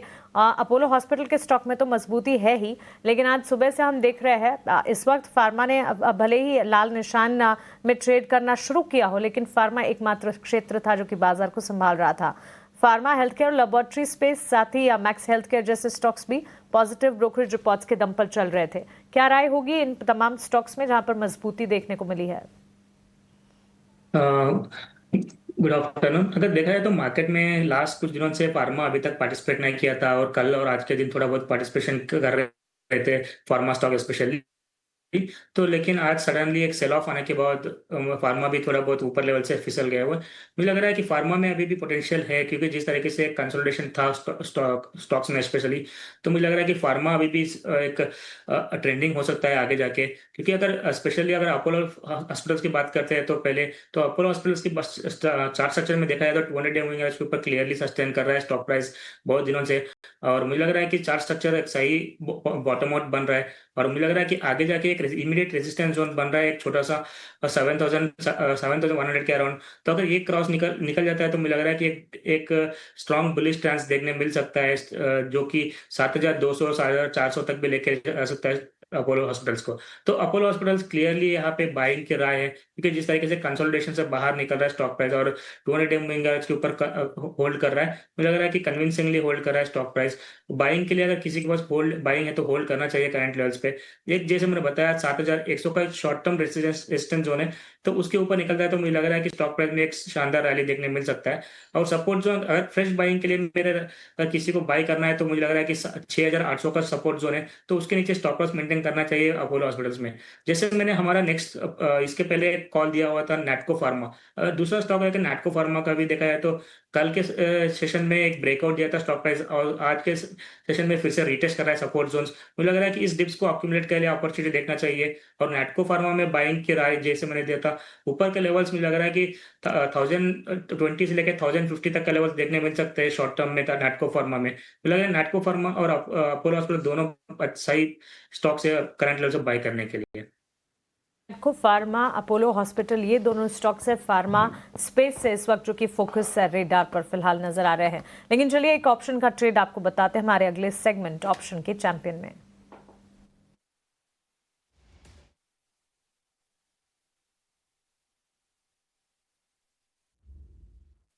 रणनीति लेकर एंजल वन की स्नेहा सेठ हमारे साथ जुड़ गई हैं। स्नेहा, गुड आफ्टरनून, बताइए। Very good afternoon. अगर आप देखें आज आईटी स्पेस में थोड़ा सा मोमेंटम रहा है, और उसमें से अगर आप देखें तो विप्रो ये काउंटर मुझे काफी अच्छा लग रहा है। अगर आप इसका ओवरऑल वीकली चार्ट स्ट्रक्चर देखें तो एक राइजिंग ट्रेंड लाइन सपोर्ट के आसपास से काउंटर ने थोड़ी बहुत रिकवरी दिखाई। रिसेंटली जो एक रेजिस्टेंस था अराउंड 257 टू 58 के आसपास ये एक काउंटर ने निकाला है, और मेरा मानना है यहाँ से जो अपमूव आई जिस तरह की वॉल्यूम्स रही हैं, मुझे लगता है कि ये जो अपवर्ड की मूव है वो कंटिन्यू हो सकती है। तो आई वुड सजेस्ट कि यहाँ पे एट दी मनी की 260 की जो कॉल है वो बाय करें। करंट लेवल्स पे ही इसे बाय करना है। स्टॉप लॉस 3.7 का रहेगा, टारगेट 7 के रहेंगे। अभी करंट मार्केट प्राइस जो है वो 5 के आसपास है, तो इसी के आसपास बाय करना है। स्टॉप लॉस के और प्रॉफिट के हिसाब से जो मैक्सिमम रिस्क इन्वॉल्व है दैट विल बी अराउंड 4,000, और प्रॉफिट पोटेंशियल रहेगा 6,000 के आसपास। तो चलिए विप्रो की कॉल इस वक्त 260 की कॉल खरीदने की राय। स्नेहा, शुक्रिया ये रणनीति हमें बताने के लिए। जून कॉन्ट्रैक्ट की 5 रुपए के दाम पर लक्ष्य 7 के, स्टॉप लॉस 3.17 रुपये 70 पैसे का आपको लगाना है। कॉल वर्कआउट होने पर 6,000 का मुनाफा, अधिकतम मैक्स टू मैक्स प्रॉफिट हो सकता है। अगर रिवर्स जाती है तो फिर अधिकतम नुकसान 4,000 होने की भी संभावना है। एक स्टैंडर्ड डिस्क्लेमर एफएनओ ट्रेड्स को लेकर आपके स्क्रीन पर आ जाएगा। एफएनओ ट्रेडिंग जो है वो रिस्की हो सकती है। 10 में से 9 लोगों को नुकसान होता है। एफएनओ ट्रेडर्स को औसतन 50,000 का नुकसान होता है। घाटा होने के बावजूद 28% ट्रांजैक्शन के रूप में देना होता है, और मुनाफा होने पर भी 15 से 50% ट्रांजैक्शन के रूप में खर्च होता है। तो अपने एडवाइजर से सलाह लें और उसके बाद ही एफएनओ ट्रेडिंग में उतरें। ये राय हमारी तरफ से। 24,900 के लेवल्स पर इस वक्त निफ्टी में ट्रेड। कुणाल शाह, हरीश जुजारे और विवेक कारवा हमारे साथ इस वक्त जुड़े हुए हैं। विवेक, गुड आफ्टरनून। आपसे कुछ स्टॉक्स और सेक्टर्स पर आपकी राय ज़रूर जानना चाहेंगे। और इन दिनों रेयर अर्थ मैग्नेट को लेकर पिछले दिनों चाइना की तरफ से एब्सोल्यूट कंट्रोल्स की खबर आती हुई दिखी, और तब इनफैक्ट कई सारे सेक्टर्स थे, काफ़ी एनालिसिस एनालिसिस हुई, और इन पर्टिकुलर ईवीज़ के लिए कंसर्न की बातचीत भी चली। हालांकि रिप्रेजेंटेटिव्स लगातार इस पर बातचीत भी कर रहे हैं, और किस तरह से रेयर अर्थ मैग्नेट की इस सिचुएशन को सुलझाया जा सकता है, चाइनीज़ कंट्रोल्स कितने ज़्यादा परेशान कर सकते हैं इस पर बातचीत हो रही है, लेकिन all in all auto ancillary, auto sector, EV in particular, क्या आप कोई इम्पैक्ट इस पर देखते हैं? मानसी, वो बोलते हैं ना, गंदा है पर धंधा है ये। तो यही बात है अभी जो दुनिया में टैरिफ खेल रहे हैं लोग। तो जिस चीज पे ज्यादा होल्ड है वो अपना अपर हैंड कैसे भी करके प्ले आउट करने की कोशिश में लगे हुए हैं। तो यही चाइना के साथ हो रहा है। और इनफैक्ट यूएस को चाइना को मतलब यूएस को दबाना था, तो कैसे किया जाए, तो ये एक माध्यम मिला और उसके कारण डेफिनेटली ग्लोबली इश्यूज खड़े हुए हैं। और इनफैक्ट भारत में भी आप देखो तो टाटा मोटर्स से लेके कई कंपनीज जो ईवी प्रोडक्शन है वहां पे कुछ प्रोडक्शन कट करने में ऑलरेडी लगे हुए हैं। और जो फोर्स मेजर क्लॉज होता है अग्रीमेंट्स में ओईएम्स के साथ, उनको भी ज्यादातर लोग इन्वोक करती हैं ताकि पेनल्टीज वगैरह फेस नहीं कर सके, क्योंकि ये किसी के हाथ में नहीं है। लेकिन ठीक है, जैसे मैंने कहा, धंधा है ये फाइनली। ये नहीं है कि ये सॉल्व होने वाला है। टेम्पररी डेफिनेटली आपको ऊपर नीचे होते हुए दिखेगा सेक्टर, लेकिन जैसे जैसे दिन बढ़ेंगे मुझे लगता है कि कोई ना कोई अग्रीमेंट पे चाइना और यूएस भी आ जाएगा। ट्रम्प साहब तो कल से कह रहे हैं कि डील हो गया है, लेकिन चाइना की तरफ से अभी तक क्लैरिटी आई नहीं है। अब वहां पे भी गेम ही होगा कुछ ना कुछ। लेकिन हाँ, मुझे लगता है कि सॉर्ट आउट हो जाना चाहिए।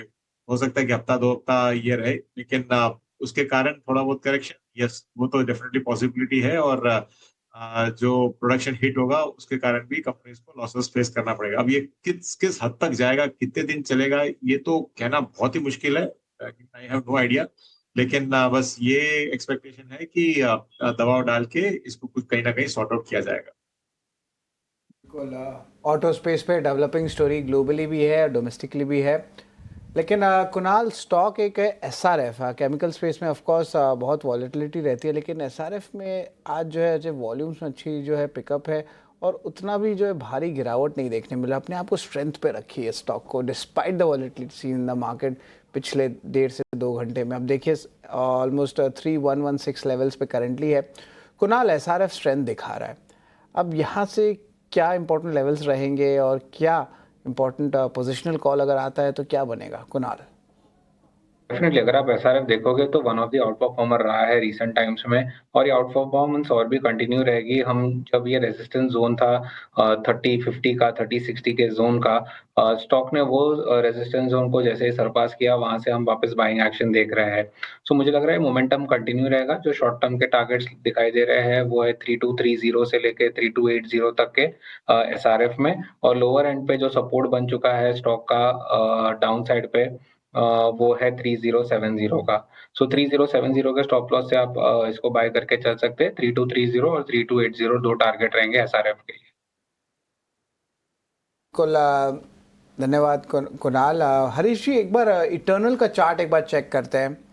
ऑफ कोर्स लगातार दूसरे दिन जो है यहाँ पे हमको सेलिंग प्रेशर देखने मिल रहा है, लेकिन कंफर्टेबली 240 लेवल्स के ऊपर आ गया, जो बहुत दिन से 240 लेवल्स पे इटर्नल जो जा रहा था फिर आ रहा था। हरीश, यहाँ पे लेवल्स ऑफ कोर्स चेंज हो गए, 250 के आसपास आ गए हैं। एक बार देखेंगे हरीश, इटर्नल का चार्ट एक बार डायरेक्टर साहब फायर करें। इटर्नल जोमेटो। शरद जी, अगर इटर्नल की चार्ट स्ट्रक्चर देखिए, हमने बहुत जीवन से एक कंसोलिडेशन फेज देखा था पहले, और एक पिछले हफ्ते में हमने क्लियरली ब्रेकआउट देखने मिला स्टॉक प्राइस में, जो कि 245 का रेंज था जैसे आपने बताया, उसके ऊपर निकल गया था स्टॉक प्राइस। तो फिलहाल मुझे लग रहा है कि जो है सपोर्ट के हिसाब से अभी मान के चल सकते हैं। 245 के ऊपर जब तक टिका हुआ है, मुझे लग रहा है कि इसका तेजी कंटिन्यूएशन रहेगा चार्ट के ऊपर। और 200 डे मूविंग एवरेज का भी सपोर्ट जोन इसी के आसपास है। तो मुझे लग रहा है कि ओवरऑल चार्ट सेटअप में देखा है तो तेजी का अभी कंटिन्यूएशन है, ऐसा कुछ वीकनेस नहीं इंडिकेट कर रहा है फिलहाल। तो बाय ऑन डिप्स की स्ट्रैटेजी मेंटेन करना चाहिए करंट अगर देखा जाए तो डिप्स में बाय करने की राय रहेगी। मुझे लग रहा है ऊपर की ओर रेजिस्टेंस की बात करते हैं तो मुझे लग रहा है कि इमीडिएट बेस में 275 से लेकर 280 के रेंजेस के आसपास एक छोटा सा रेजिस्टेंस है। तो मुझे लग रहा है कि इसमें कोई अभी तक फिलहाल कोई वीकनेस नहीं नजर आ रहा है, तो बाइंग है तो बिल्कुल होल्ड करना चाहिए करंट लेवल्स पे। हो सकता है कि बीच में कुछ थोड़ा वोलेटिलिटी न्यूज की वजह से थोड़ा वोलेटिलिटी है वो आ सकती है, लेकिन मुझे ऐसा वीकनेस नहीं नजर आ रहा है स्टॉक प्राइस में। तो लेकिन बाय ऑन डिप्स की स्ट्रैटेजी मेंटेन करके चलनी चाहिए। इटर्नल की बाय ऑन डिप्स की स्ट्रैटेजी है। 245 लेवल्स जो है बहुत इंपॉर्टेंट रहेगा ट्रैक करने के लिए, लेकिन ऑफ कोर्स इटर्नल अब दूसरे ट्रैजेक्टरी में है और अभी भी स्ट्रेंथ जो है टुवर्ड्स द पॉजिटिव साइड है। लेकिन चलिए एक छोटा सा ब्रेक लेते हैं। ब्रेक के उस पार क्या है, BTST, STBT ट्रेड्स और इवेंट्स टू वॉच क्या रहेंगे, उस पर हमारी नजर रहेगी।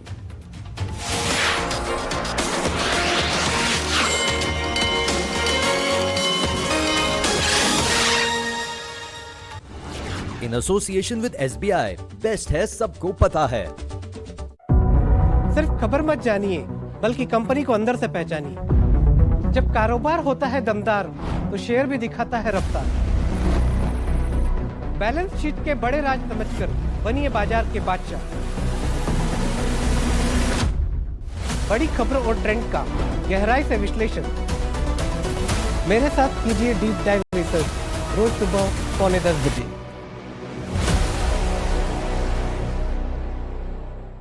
मुरली जी के फादर का कैंसर का इलाज 3 साल चला। पॉलिसी बाजार की टीम ने उनके इलाज का 1 करोड़ का क्लेम अप्रूव करवाने में पूरी हेल्प की। बीमारी में हेल्थ इंश्योरेंस ही काम आएगा। पॉलिसी बाजार पर 1 करोड़ का हेल्थ इंश्योरेंस सिर्फ 360 रुपए महीने से शुरू। This is the drive of your dreams.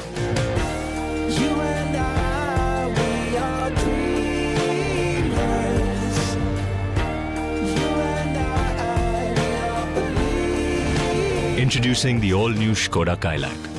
Own your dream. Skoda. એ સાંભળ કર હા, આ મારો પપ્પા ફોરેન થી લઈ આવ્યો છે. હા. એ સત્યાનાશ. भाई नुकसान कैसा भरेगा तुम? स्टॉक मार्केट में भी रिस्क उतना ही लें जितने की कैपेसिटी और रिस्क की जानकारी हो। ऑप्शंस ट्रेडिंग बहुत सोच समझ कर करें। अरे वाह दीकरा, एकदम बराबर। रिस्क समझ कर लेने का। समझ कर इन्वेस्ट कर। इमारतें तो कई बनाते हैं, सुना है यहाँ जिंदगी बसती है। धूप सेंकने का पसंदीदा कोना मिलता है, मुस्कानों को गूंजने की जगह मिलती है। कल्पना के परे एक ढांचा मिलता है। सुना है यहाँ जिंदगी बसती है। इस कल्प वृक्ष के तले सब मिलता है। कल्पतरु, यहाँ जिंदगी बसती है सिंस 1969। ये आपका मूड है जो बनता है, बदलता है, बिगड़ता है, सोचता है, बहुत कुछ कहता है जब टीवी पर न्यूज देखता है, पर सुनाई किसी को नहीं देता। अपने टीवी की सिर्फ सुनिए मत, उसे अपनी भी सुनाइए। फोन उठाइए, स्कैन कीजिए, देश के मुद्दों पर देश को बताइए अपना मुद्दा। देखिए रंजीत कुमार के साथ देश का मूड मीटर, सोमवार से शुक्रवार शाम 5:55 पर।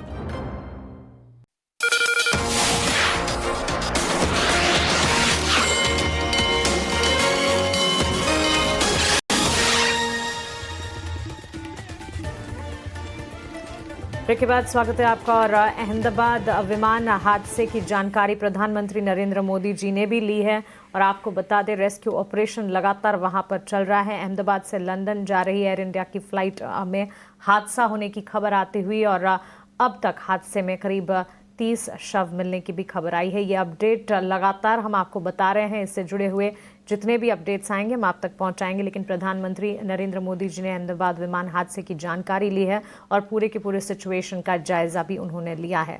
या इससे आगे जो भी अपडेट्स हमें मिलेंगे हम आप तक ज़रूर पहुंचाएंगे। लेकिन चलिए कुछ और स्टॉक्स जहां पर एक मूव बनता हुआ देखने को मिला है।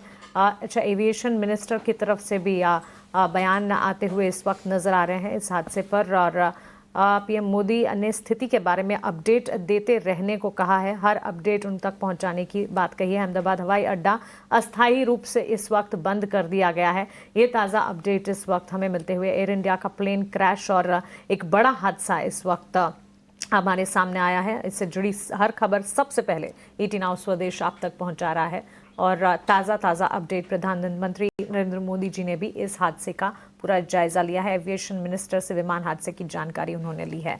चलिए स्टॉक स्पेसिफिक मूव्स पर भी एक बार आगे बढ़ते हैं और हमारे साथ हमारे एक्सपर्ट्स भी जुड़े हुए हैं, उनसे कुछ तमाम स्टॉक्स वैसे बाजार की मूड माहौल आज काफ़ी कमज़ोर है, लेकिन इस बीच जानते हैं स्टरलाइट टेक्नोलॉजीज ये स्टॉक हमारे फोकस रेडार पर था और स्टॉक में खबर के चलते आज एक मूव देखने को मिला। इस वक्त भी अगर आप देखेंगे बेहद कमज़ोर बाजार में भी स्टरलाइट टेक्नोलॉजीज का स्टॉक जो है ये अप मूव दिखा रहा है, मजबूती की चाल। BSNL के साथ करार की खबर आई और ये खबर का इम्पैक्ट है जो कि स्टरलाइट टेक्नोलॉजीज में नजर आ रहा है। जम्मू कश्मीर और लद्दाख में भारत नेट के तहत 2600 करोड़ से ज्यादा के प्रोजेक्ट्स कंपनी को मिले हैं। Laxmikant ji, good afternoon to you. Sterlite Technologies हम देख रहे हैं एब्सोल्यूट न्यूज फ्लो का इम्पैक्ट इस वक्त नजर आ रहा है, लेकिन टेक्निकली क्या चार्ट्स पर कोई टेक आपकी तरफ से?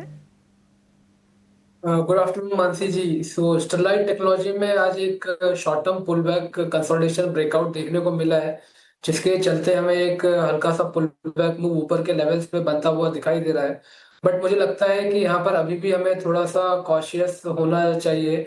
जब तक ये 90 के लेवल्स के ऊपर की क्लोजिंग नहीं देता है तब तक इसमें बाइंग रिकमेंडेशन नहीं दिया जा सकता है। जो मूव आना था वो आ चुका है। 90 के ऊपर क्लोजिंग होती है देन आफ्टर हमें 96 से लेकर 100 तक के लेवल से स्टॉक दिखा सकता है। और जो निचले साइड के जो सपोर्ट्स नजर आ रहे हैं वो 74 के आ रहे हैं। अगर 74 के लेवल के नीचे फिर से चलता है तो यहाँ पर फिर हमें फर्दर सेलिंग प्रेशर हमें आने वाले समय में देखने को मिल सकता है। ठीक है, फर्दर सेलिंग प्रेशर की एक्सपेक्टेशन अगर ये लेवल्स बीट करता है तो, लेकिन इस वक्त एब्सोल्यूट न्यूज़ फ्लो का इम्पैक्ट है जो कि स्टरलाइट टेक्नोलॉजी के स्टॉक प्राइस में रिफ्लेक्ट होता हुआ नजर आ रहा है। इसके अलावा अगर आप देखेंगे आज के सत्र में हम देख रहे हैं फार्मा सेक्टर में जहां पर कुछ हद तक मूव्स नजर आ रहे थे, आज एक्सचेंज एंसिलरी वाले स्टॉक्स में बढ़िया गिरावट देखने को मिली। इनफैक्ट 2 ट्रेडिंग सेशन हम देख रहे हैं प्लेटफॉर्म स्टॉक्स जो हैं वो लाल निशान के साथ बिकवाली का दबाव झेल रहे हैं। अब एक्सपर्ट्स की अगर माने तो यही था कि चाहे आपको इन्वेस्ट करना है या ट्रेड करना है, लेकिन एक्सचेंज एंसिलरी में गिरावट का इंतजार करें। विवेक जी, ये गिरावट तो नजर आ रही है एक्सचेंज एंसिलरी स्टॉक्स में, कई सारी खबरें हैं। इनफैक्ट BSE लिमिटेड के गिरावट के पीछे की एक वजह भी है ASM फ्रेमवर्क ट्रिगर होता हुआ, कल ये खबर आई थी। और दूसरा, यहाँ पर NSE को इलेक्ट्रिसिटी फ्यूचर्स कॉन्ट्रैक्ट लॉन्च करने की मंजूरी मिली है, ये भी एक इम्पैक्ट है। कुछ दिन पहले MCX को भी मिली थी।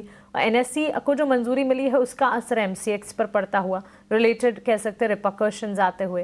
विवेक, फंडामेंटली प्लेटफॉर्म स्टॉक्स पर क्या टेक होगा इन स्तरों पर?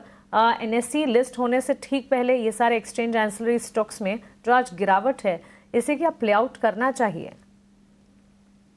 देखिए मानसी, इनफैक्ट अभिषेक से अभी थोड़ी देर पहले बात हुई थी इसके बारे में, और मेरा यही कहना है कि लॉन्गर टर्म आप अगर स्ट्रक्चरल स्टोरी देखो प्लेटफॉर्म स्टॉक्स की इंडिया में पर्टिकुलरली, और जो पेनिट्रेशन भारत में है वो अभी भी मिनिमलिस्टिक लेवल्स पे है, और यहाँ से आपको कई लेवल ग्रोथ आगे चल के देखने को मिलेगी। लेकिन शॉर्ट टर्म में क्या हुआ है, अभी थोड़े दिन पहले BSE चल गया क्योंकि NSE को समझ लीजिए ऑलमोस्ट अप्रूवल आ गया सेबी की तरफ से। सेबी की तरफ से नहीं, मतलब अनलिस्टेड स्पेस में स्टॉक्स डबल हो गए करके BSE का वैल्यू बढ़ गया। फिर MCX को इलेक्ट्रिसिटी डेरिवेटिव्स का ये मंजूरी मिलते ही आपको BSE और NSE में ग्रे मार्केट में NSE में भी वहां पे भी दौड़ देखने को मिली। अब NSE को परमिशन मिलते ही MCX में आज करेक्शन है। तो देखिए क्या हो रहा है कि ऑफ कोर्स कंपटीशन तो हीट अप हो ही रहा है, ये चीज सही है, लेकिन रहा का भी भारत में 2-3 एक्सचेंजेस ही है जो लिस्टेड है, BSE, MCX और IEX। NSE आ जाएगा तो ये 4 एक्सचेंजेस रहेंगे, तो समझ लीजिए कि कंपटीशन रहेगा। लेकिन जो आज के दिन ग्रोथ है, आगे चल के ग्रोथ अच्छी दिख रही है, लेकिन जो आज का वैल्यूएशन है, प्राइसिंग है, वो बहुत कॉस्टली है। तो मेरा यही कहना है कि you should buy growth at reasonable price. तो आज आपको रीजनेबल प्राइस नहीं मिल रहा है, तो आप अगर आज भी BSE वगैरह ले लो तो जो फ्यूचर अर्निंग्स है ऑलमोस्ट 85 टाइम्स स्टॉक ट्रेड कर रहा है। तो यहाँ पे ये जो 7-8%, 10% का करेक्शन हुआ, उसके बावजूद मुझे लगता है कि ये जो स्टॉक्स है यहाँ पे वैल्यूएशन कंफर्ट अभी भी नहीं है। कुछ समय पहले हम लोग बात कर रहे थे, करीबन 6-7 महीने पहले, जब रेलवेज और डिफेंस एकदम छप्पड़ फाड़ के रोज ऊपर जा रहे थे, तभी मेरा यही कहना था कि वैल्यूएशन ग्रोथ है, आगे चल के आपको देखने को मिलेगा, लेकिन जो वैल्यूएशन डिस्कम्फर्ट है वहां पे आपको करेक्शन देखने को चाहिए, तभी आप कंफर्टेबल रहोगे वहां। यही हो रहा है इस सेक्टर में भी। तो मुझे लगता है कि और थोड़ा सा करेक्शन आए तो आप डेफिनेटली देख सकते हो जैसे मैंने कहा, चाहे एएमसी स्टॉक्स हो चाहे प्लेटफॉर्म स्टॉक्स हो, ये जो कैपिटल मार्केट रिलेटेड कंपनीज है ये बहुत अच्छा करेंगे आगे चल के। एटलीस्ट फॉर 10-15 साल की बात कर रहा हूँ मैं, बहुत अच्छा करेंगे। लेकिन इमीडिएट टर्म में वैल्यूएशन ज्यादा है, तो आपको वो डिप मिले तब आप लोग इन लेवल्स पे इमीडिएटली लेने की सलाह मैं नहीं दूंगा। पर फिलहाल वेट एंड वॉच का नजरिया, काफी सारी चीजें हैं जिसे वॉच आउट करना होगा, काफी सारे बदलाव और चेंजेस हो रहे हैं जिसके चलते एक्सचेंज एंसिलरीज को फिलहाल वॉच लिस्ट में जरूर रखना चाहिए। पोजीशन अगर है उसे बरकरार रखने की राय इस वक्त मिलती हुई। एक छोटे से ब्रेक के लिए हम रुक रहे हैं। ब्रेक के उस पार जब लौटेंगे BTST STBT ट्रेड समझेंगे और साथ ही इवेंट्स ट्रिगर्स भी आपको बताएंगे।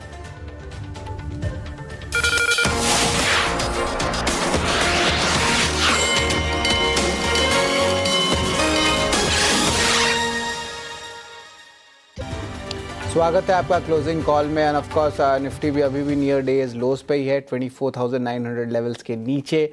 वही निफ्टी बैंक में भी जो है 350 अंक की जो है गिरावट देखने मिल रही है और अभी भी नियर द डेज लो है।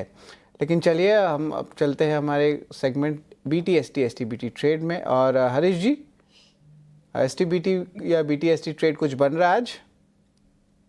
शरद जी, एक कॉल रडार पे है, एक BTST का एक कॉल है मेरा।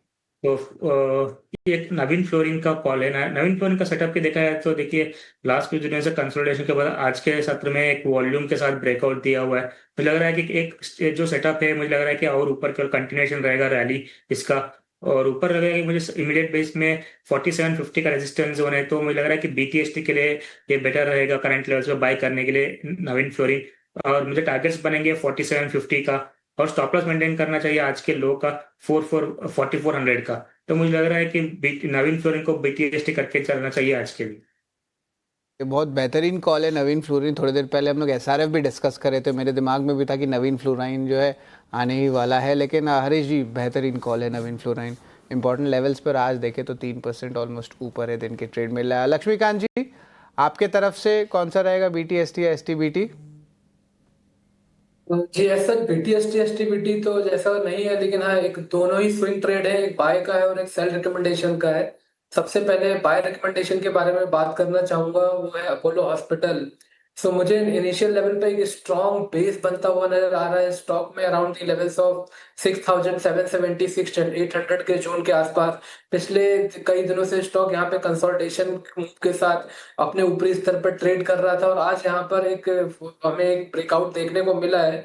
तो मुझे लगता है कि अपोलो हॉस्पिटल में हमें बाय करके चलना चाहिए। अभी अराउंड 7,000 के आसपास चल रहा है।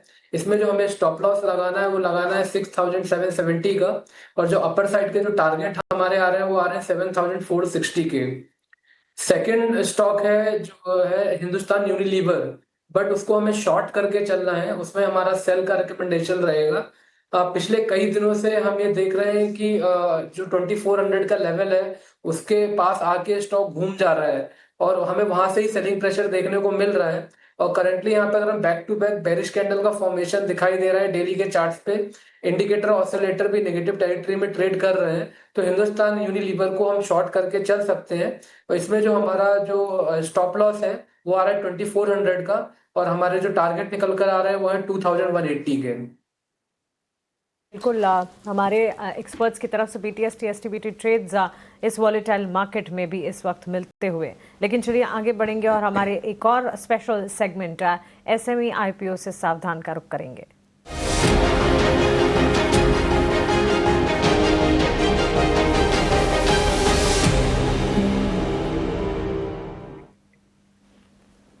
SME IPO से सावधान, हमारी इस मुहिम से लगातार हम आपको आगाह करते हैं। किसी भी IPO के प्लस या माइनस कोई रिस्क हमें अगर नजर आ रहा है, सबसे पहले वो आपके सामने हम लाते हैं।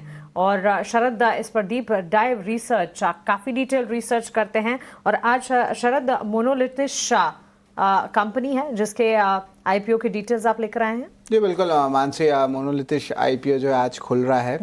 बेसिकली ये कंपनी एक स्टील इंडस्ट्री का प्रॉक्सी है। फर्नेसेस में जो मासेस यूज होते हैं वो सप्लाई करता है, लार्जली ईस्टर्न इंडिया बेस्ड है।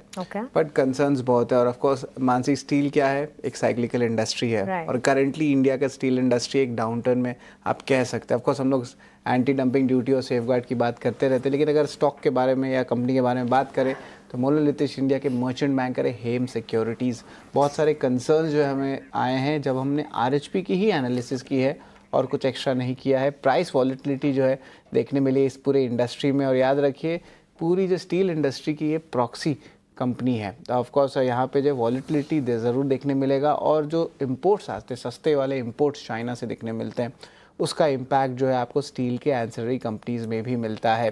ग्रुप कंपनीज़ भी सेम लाइन ऑफ बिजनेस में, तो ऑफकोर्स रिलेटेड पार्टी ट्रांजैक्शंस हो सकते हैं, तो उसमें कुछ सवाल उठ सकते हैं।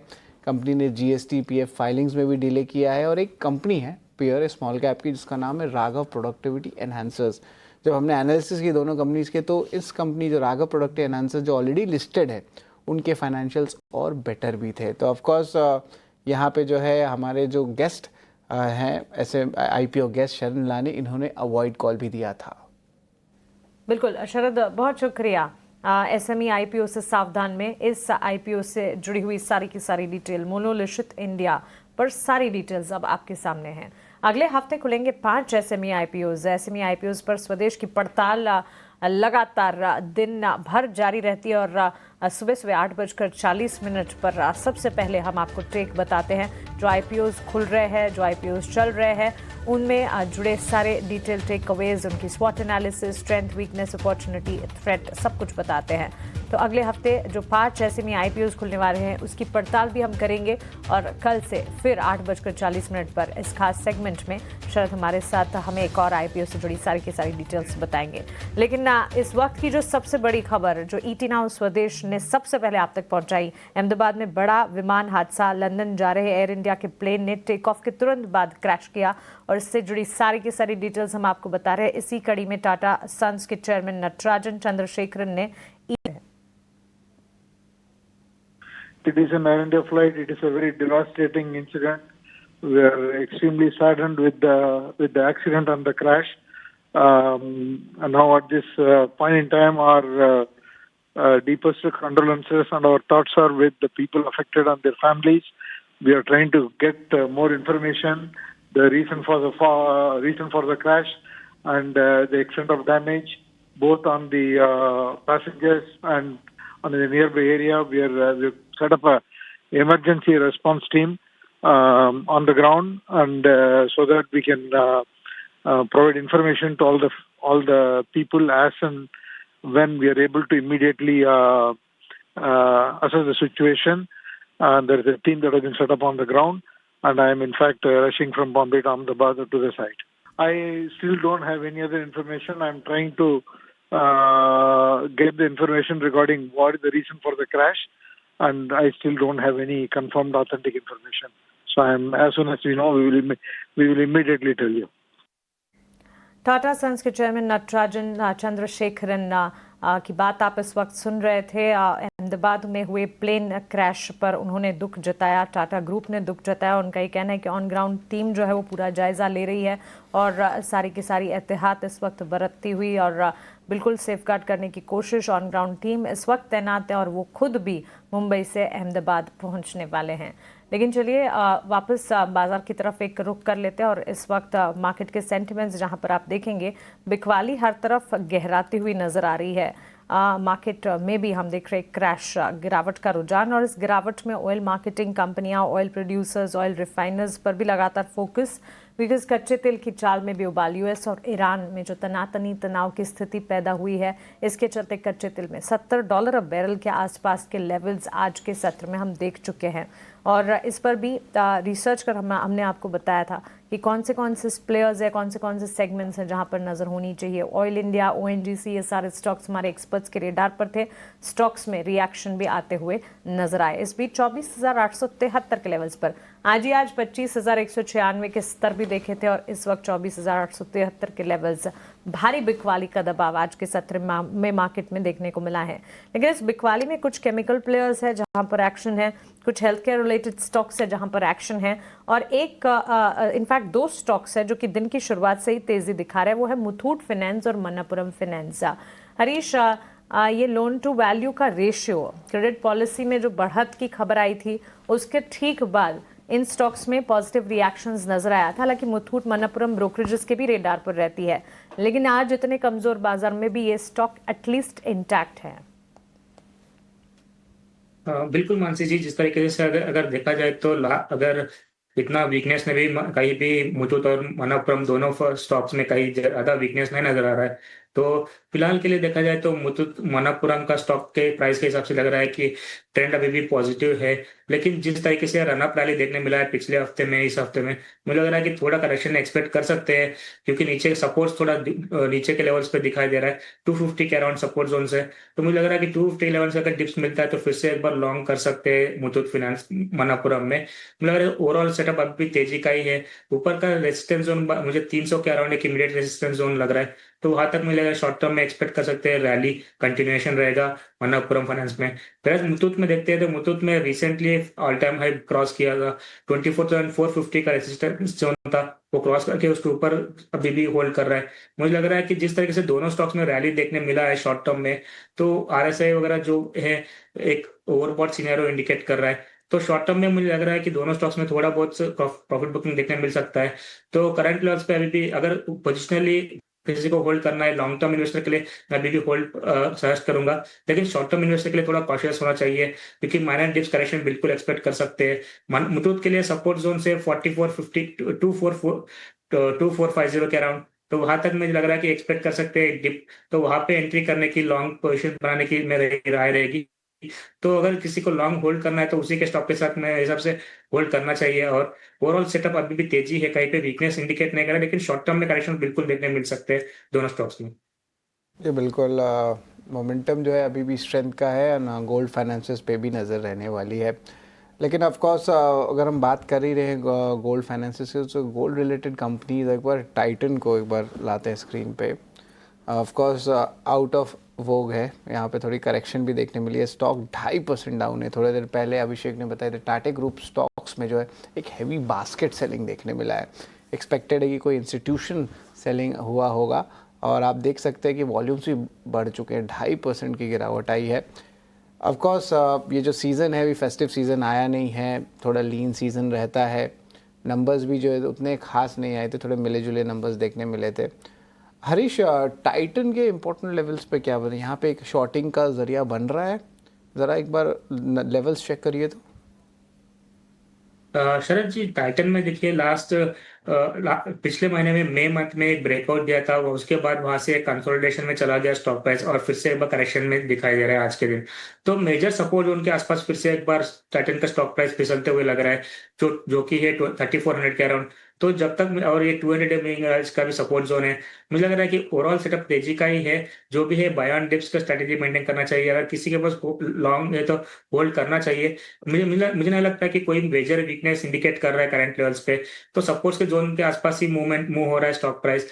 तो मेरा राय ये रहेगा कि डिप्स में बाय करने की राय रहेगी, जो कि 3450 3420 के अराउंड सपोर्ट जोन से वहां पे बाय करने की राय है, और स्टॉप लॉस मेंटेन करना चाहिए 3400 का नीचे। तो अगर किसी के पास लॉन्ग है तो होल्ड, स्टॉप लॉस भी उसी का 3400 का स्टॉक के साथ होल्ड करना चाहिए। तो मुझे लग रहा है कि अभी फिलहाल जो भी है डिप्स है, अपॉर्चुनिटी बन की रहेगी स्टॉक में अक्यूमुलेशन के लिए।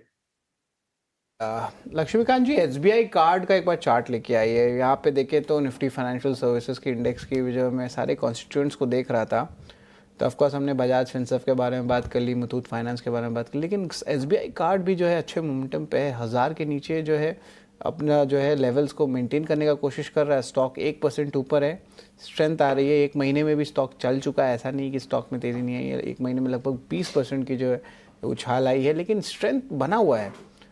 और लक्ष्मीकांत जी, एसबीआई कार्ड में यहाँ से क्या इंपॉर्टेंट लेवल्स दिखते हैं? कोई एक नई जो है रेंज पे हम फोकस कर सकते हैं एसबीआई कार्ड में? तो यहाँ पे चार्ट्स तो सजेस्ट कर रहे हैं कि नए लेवल्स दिखने मिलेंगे अब।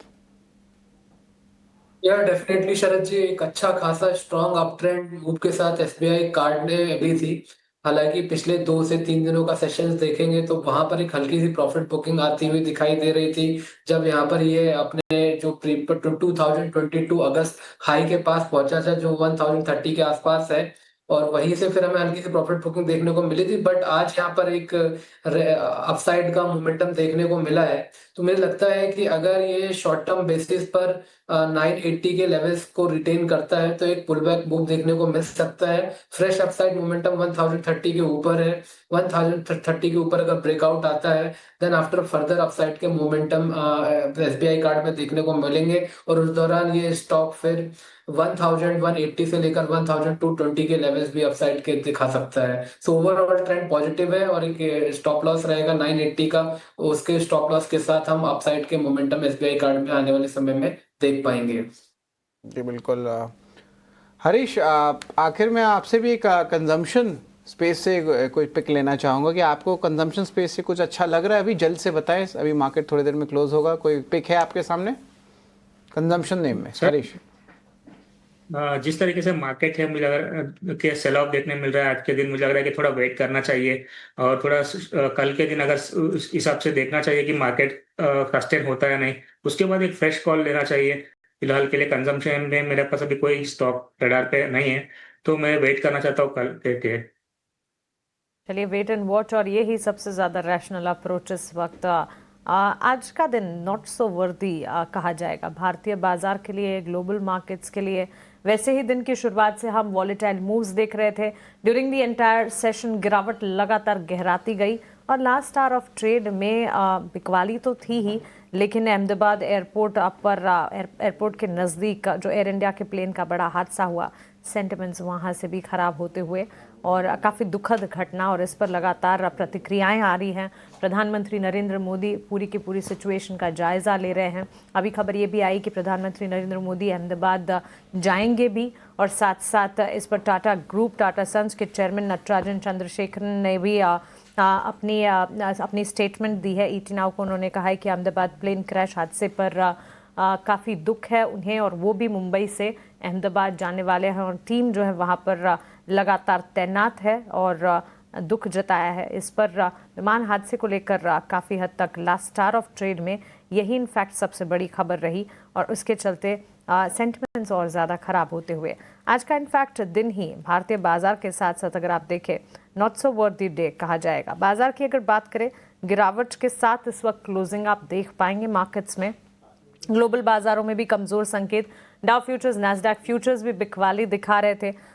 इसके अलावा कच्चे तेल का उबाल जो है वो भी काफ़ी हद तक एक डेवलपमेंट रहा, $70 अ बैरल के आसपास। BPCL, HPCL, IOC जैसे स्टॉक्स फिसलते हुए नजर आए। ऑयल इंडिया, ONGC में ऑफकोर्स खरीदारी इसके चलते नजर आई। UPI ट्रांजैक्शन पर MDR चार्ज नहीं लगाने की लेकर जो खबर आई, वित्त मंत्रालय की सफाई इस पर आती हुई देखने को मिली, उससे पेटीएम के स्टॉक में जबरदस्त गिरावट देखने को मिली।